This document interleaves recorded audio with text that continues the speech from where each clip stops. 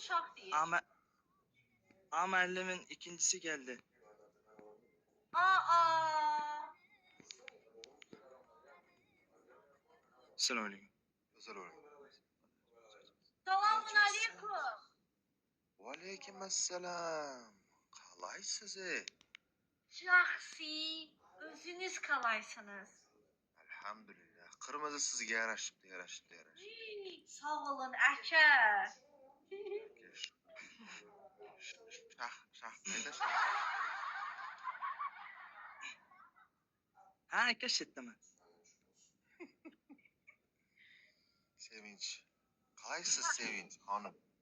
Yaxşıyam. Oturmuşuq yayın edirik. Sizin səsiniz çoxdandır gəlmir. Haralardasınız? Ha, sesim gelmiyor mu? Aa, öyle değil. Yani Uzaq oldu keməgənizgə. Qayerdəsiz dedi. yani uzun zamandır yayınlarda değilsiniz. Anladı. Ha, Ha. ben TikTok'ta постоянно oluşga kıyın da bana. Şarkı yazım lazım. Şarkı yine en ana.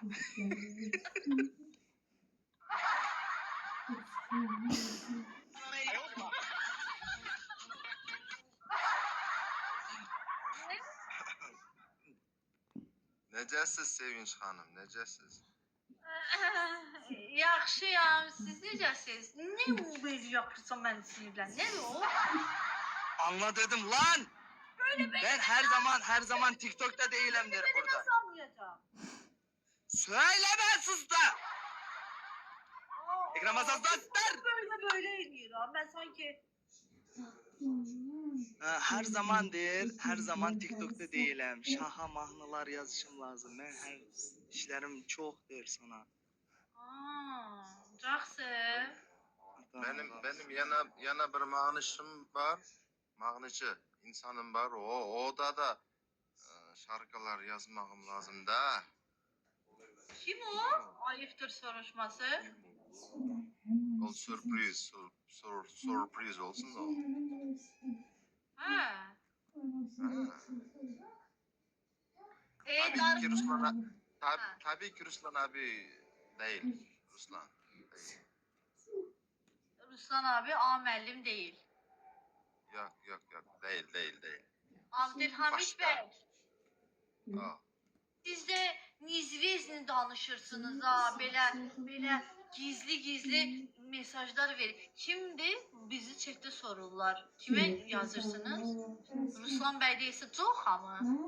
I don't know. Çok değil. Onu biz Azerbaycan'a varanda görürsün. Ha, tamam. Başka bir insan. Nargiz'de ikinci versiyası.